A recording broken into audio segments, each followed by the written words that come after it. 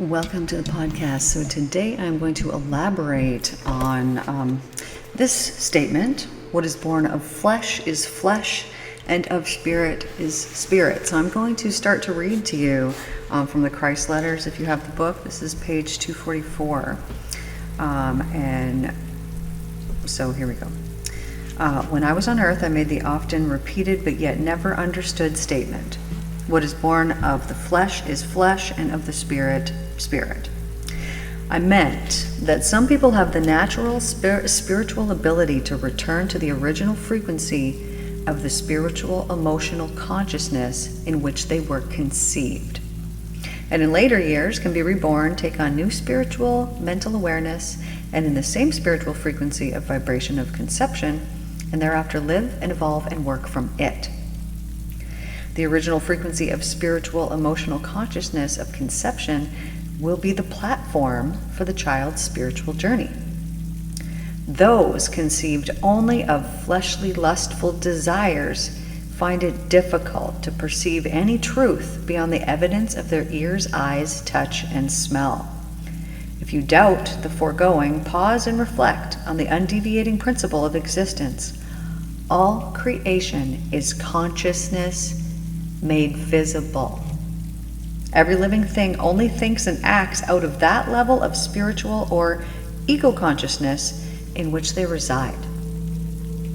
So now, before conception takes place, the sperm is imbued with the total consciousness of the male, the future father, and the ovum is imbued with the total consciousness of the female, the future mother. Now, during intercourse, changes take place in the mental, emotional consciousness of the man and woman. They might sense a deepening of love, caring, and drive to express their longing for greater closeness and harmony of spirit. This is a true spiritual physical union.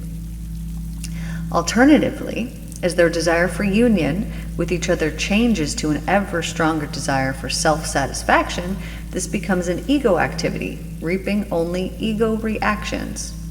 However, whatever the condition of consciousness of the participants in the act of union, their consciousness of desire to achieve the ultimate climax strives and drives a physical organ to move in a rhythm, producing psychic, physical energy, which gradually rises up into the brain, creating a higher and higher momentum of vibrational energy to reach a peak of near delirium and delight, bursting into an explosion of momentary ecstasy and glorious fulfillment, and then follows release and a gradual descent into human consciousness again.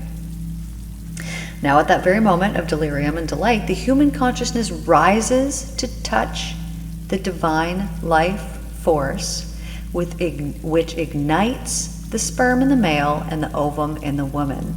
Conception may not take place, and both sperm and ovum return to normal physical consciousness.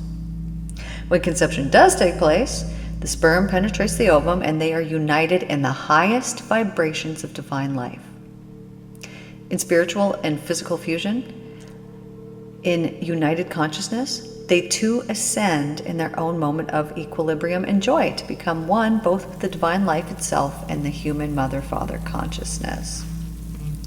The moment of consciousness union, when it takes place within the very highest dimensions of divine life consciousness, it's a moment of unimaginable rejoicing and joy. For the two elements of male and female are again conjoined, united, and merged in equilibrium to become one, to produce a child. The moment of this union is a reenactment of a person's return to the glorious and ineffable ecstasy of the divine consciousness of universal equilibrium. And when intercourse is prompted by pure, heartfelt love between a man and a woman, the united human consciousness ascends during intercourse into higher and higher levels of consciousness vibrational frequencies until they're caught up in the vibrational frequencies of divine intelligence, love consciousness. And such a child, conceived in such circumstances, is born of spirit. Lovers know when they truly love and come together in pure tenderness and love, because such intercourse is a moment of union of mind, emotions, and body, and it lingers in their consciousness afterwards, making it difficult for them to draw apart from each other. They're aware of the transcendent beauty, a renewal of emotional love instead of satiation, and an all-encompassing harmony. These men and women are joined by divine consciousness.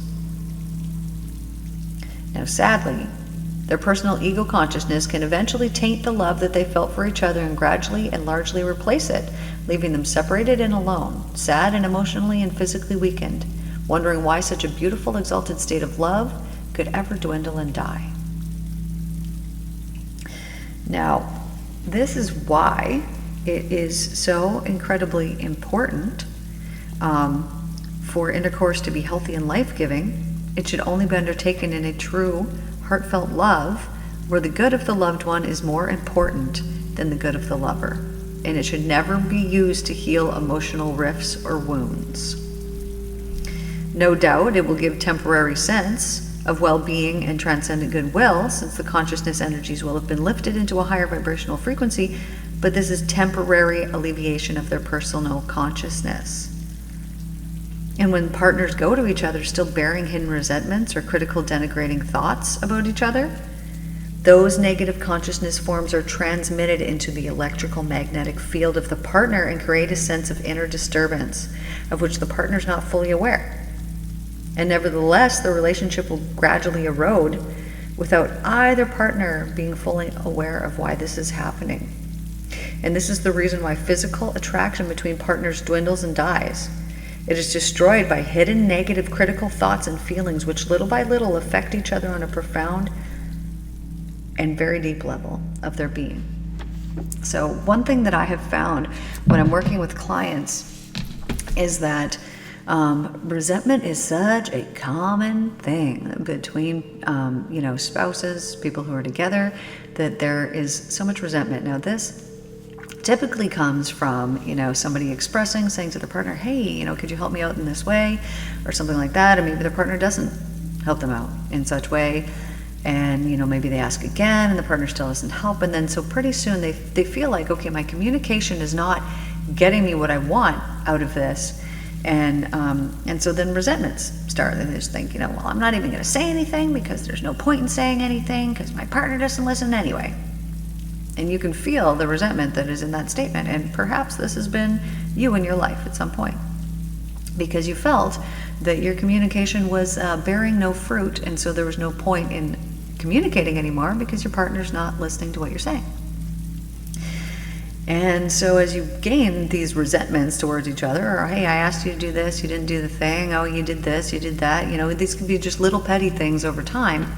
But when they build up and the words are not spoken, then it builds up within oneself, because you can only contain so much energy within inside of you, and then at some point it comes out as an explosion, or at some point it comes out as a feeling of I don't even care anymore. And then the partners begin to stop putting in work. It goes both ways, and pretty soon things fall apart. So do not think that you can go sleeping around with whoever it is that you want and think that it is not going to have an effect. So yes, we just kind of discussed what happens upon birth. So let's say you were born of the Spirit, which you were born of the Spirit. That's why you're listening to me here today. Now I want you to think about your own children. How were they conceived? How were they born? They had your spiritual consciousness and the mother's spiritual consciousness. And then this is what your children have been given. And I'm not just saying the consciousness that you were aware of, but all that you had gained up until this point in this life is what your children got from you. So what a gift that is. Now, if you are very spiritually perceptive, well, your children will be as well. And let's say that your partner was. Now they get all of that goodness from you, and they also get the goodness from your partner. So what a wonderful thing that is when two people could come together that are very spiritual people that happen to love each other. What a gift that child is to the world. I've seen this. I've met people that I'm like, oh, your children are these little beautiful precious angels. You can see the goodness in their little tiny souls. Not that all children are this way, but there are some that are special. And then knowing their parents and knowing the love that the parents have and the spiritual connection and awareness, the divinity that the parents have is like, oh, what a beautiful thing to see that in the face of a little child. So There can be so much good that can come from these unions, but there can also be things that you energetically pick up. So let's say that you decide that you're just going to, sleep with the person that you're, with all the time. Okay, well, you're going to be picking up their things. You're going to be picking up their internal resentments. You're going to be picking up all the good things. You're going to be picking up all the negative things. You're going to be picking up all the stuff. So, have you ever, been with someone and then realized you started thinking a little bit different after, or talking a little bit different after, or, there was just something a little bit different that, came in the following days, weeks, months? This is because you have picked up some of that person's consciousness. So there's a lot of people, and I mean a lot of people, that are walking around that are carrying emotions and carrying things within themselves, and they don't even belong to that person. They're not that person's stuff. So I see this a lot in my office. If someone comes in and they're like, oh, I just have all of this particular emotion, and it'll be the divine that'll tell me, hey, you need to ask, because this doesn't seem like it belongs to that person. So we're like, hey, tell me what percent of that anger is actually yours. And they will always shock themselves when they go, oh, only like 15% of it. Okay, so whose is the other 85%? Who does that belong to? And they will tell you, they will know, they will have picked it up from someone else. Now, I'm not saying that this is necessarily somebody that they slept with, although that's very possible, but it will be somebody who they are carrying an emotion for them. So how many emotions are you carrying within you that are not even yours, that you've picked up from somebody else? And so then it's confusing, right? Because if all of a sudden you start feeling or thinking or, communicating or whatever in a certain way, and you're like, what the heck? Like, this is weird. This doesn't feel like me. It's because it isn't. It's because you've picked up energy from somebody else, and you are now having their vibrational frequencies in your energy field. So this could be great. This could be a wonderful, wonderful thing if it's a good, wonderful thing. But this could be very detrimental if that person happened to have very low vibrational frequencies within them. You now have those in you. So how do you get rid of them? Easily. So basically, your awareness of it can allow you to help release them. But what you would do is you would have a divine prayer. So you would just pray and you would say, thank you for all of the good and wonderful things that you have given me, including other people's energy. It really helps me to learn. Thank you for clearing and restoring my energy field back to its original form without any energetic attachments from other people that no longer are serving me or that do not belong to me. And then you could imagine that air around you, the energies around you being cleared. And you could examine your body, and you could examine yourself with your eyes closed in a meditation, and see if you have any cords. So these would look like an energy string, perhaps, that is attached to someone else or something else, or just not you. And as you envision that, you would then remove those from your body because you don't need them, they're not yours. And this is kind of how you can clear house and clear the energy from you. Now, do not think that, okay, well, all I need to do is, sleep with somebody, and then I can just do this, energy cord clearing thing, and I'm totally cool. Well, no, because depending on your level of vibrational frequency that you had, if yours is very high, and the person you were with was very low, wonderful. You could actually do that. You could clear away those lower energetic attachments so that they're not going to affect you. And what you have actually done is given this person your high vibrational frequency energy. You have gifted them this. And so they might begin to have some kind of, they might develop, let's say you had a really high vibrational frequency and you were with someone who had a very low one. You, through that act, would actually be able to help them to deepen their understanding. They would just, through having your vibe in their energy field, would be able to attach to things that normally you would be able to attach to. And because they could attach to these things, they would gain deeper levels of understanding also about those things, and why they're perhaps happening in their life, why they've been placed into their life. Now, I'm not saying that if you are some divine being that you should go around and do this. No, it's very, it could be very damaging. It could be very damaging. So if you, let's say, I'm guessing if you're still listening, that this has happened to you and you're thinking like, oh, that's what that is. Oh, I bet that that's from this. I bet that that's, and you're right. So if that has been the case, like let's say that you don't worry about things, and then all of a sudden you sleep with somebody, and then all of a sudden you start worrying about things, and you're like, oh, that's weird. You got it from them. So we pick up, when we get these diseases or things like this, we have picked up some type of essentially mental virus that has now contaminated our body. But what we are doing when we are with somebody is we are picking up their energetic vibration. We're picking it up. And so by doing this, we could cause ourselves damage, especially if we are unaware and that we do not know. So let me give you an example here. So think about a prostitute. So if she's out on the street and she's doing what she's doing, clearly she does not really love herself. At that point, she doesn't love herself. She's giving away her beautiful gift in exchange for money. And so by her doing this continually over and over, well, she is picking up people who also more than likely do not love themselves, picking up their vibration, and she's doing this continually. So now this woman has all kinds of energies attached to her. All kinds. And I can pretty much guarantee you that she probably has low frequency energies attached to her, meaning she could get all kinds of heavy, dense energies. So we might think of this as like demons or something along those lines, which I believe that what these actually are is our allowance through our own vibration of heavy, dense energies to attract more of those into ourselves. So these demons could be beliefs that we hold, along those kinds of things. So a woman out working on the street has now picked up all of these low vibes from all of these men that she has been with, and then people look at her and they judge her and they say, look at that prostitute out there shooting up her drugs, doing this and that. Well, why do you think she's got to do that?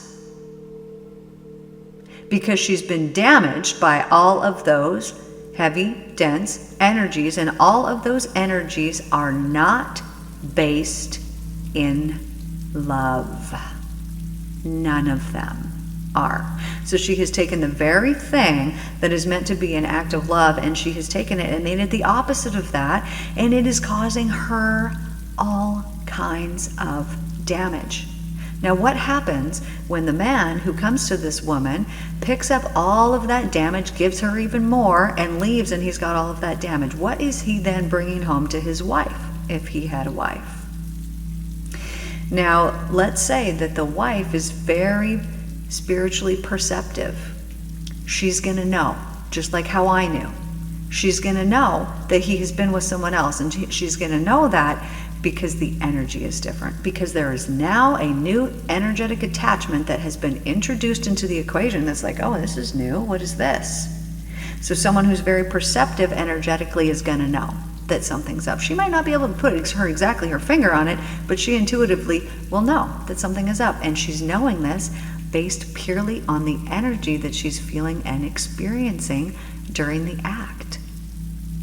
So if you want to use sex in a very beneficial way, first of all, you can do it through the act of love and only love. That's it. It's the only time that it would be beneficial. Now, through doing that, you can get into divine union on a next level that you could not even believe with your partner if there is true and real love there. Now, I know that some people, they've got whatever their spiritual practice is, right? I take ceremony, I set aside time and space, and I meditate, and I get into the connection, and I do all these kinds of things to get into divine union, and I do this very regularly, all the time. However, you could use that act, if there was two people that were spiritual and that really truly love each other, you could use that act as your connection through the divine, because at the moment of explosion, you are in the divine union. You're in that divine union. And so if both people at the same time are setting an intention and they are coming together with, hey, let's do this, and this is what we want to get out of it, two people coming together in that way, then they will get out of it what they wanted to get out of it. Maybe they could, maybe they want to come together and like, hey, let's manifest this at this time. Let's do this at this time. And they could work together in a partnership, as we're meant to when we are with the people that we love, to accomplish or achieve or do whatever it is that you want to do. You can really use this in a magical way, but it's really a mystical way, and it is just showing you the divine connection and union that you would have with a partner. So and now on to STDs, because we're talking about sex now. STDs are a mental virus that is taken on at that time of the union. So this would be why when AIDS came up, it was mostly men, right? So there's a lot of guilt and there's a lot of shame and there's a lot of things, that were low vibe that were happening during these interactions man to man. And so they are picking up these mental viruses, and because they picked up a mental virus, it then manifests physically inside of their bodies. Because this is how it works, right? We pick up mental viruses. And so, Jesus told us, hey, don't be concerned about washing your drinking cups. Be concerned about the words that are coming out of your mouth. Because people even back then, a couple thousand years ago, thought that diseases and illness came from dirty utensils and drinking vessels and things like that. And Jesus knew, hey, dude, that is not the case. In fact, the only reason that you get it is when you are in a low vibrational thought form. When you are sending out something that is not love, then you are allowing things that are not love to come and attach to you physically as well, to your energetic field, which is attached, of course, to your physical body. So this is why, Jesus was like, hey, dude, it doesn't matter if you don't clean your drinking cup. It matters what words are coming out of your mouth, what thoughts are coming out of your head. That is what actually matters, because that's what actually makes you sick, and not that drinking vessel. However, when people put their faith and they put their belief in things like that, it will then become true to them. So like, let's say that I was like, oh, if I don't wash this cup, then I'm going to get sick. And I really, truly believe that, then I will get sick, because it's my belief. And my whole life, all my beliefs are just made visible. This is what your whole life is showing you all the beliefs that you have underlying yourself. So what you can do to really protect yourself is to care about yourself enough to not go sleeping around with everybody. And care about yourself enough to only use that act in an actual divine loving union with someone. Because when you do this, you then, at least that person well enough to know, like, hey, this is probably what I'm going to be picking up from this person. They have all this trauma. As long as their trauma is healed, wonderful, good. You're not going to have to transmute that. But if you meet someone and their trauma is not healed, you are basically agreeing to sign up and to transmute that trauma for them. So, do you want to do that? Maybe you do. Maybe you don't. I don't know. Either way, the best way that you can truly love yourself is to keep that act sacred, and to keep it with someone that you actually do love. Because by doing this, you are then going to prevent yourself from picking up any energies that are going to be heavy, dense, that you're going to be like, how the heck do I get rid of this? What is this even? I don't even know what this is. And to start feeling, a certain way about yourself. So that is what I have for you guys here today. Thank you guys for tuning in. I know somebody had wanted more details. And so this is what I have for you more today. There's more about this, but this is what I have for you guys here today. So take care. I will see y'all tomorrow.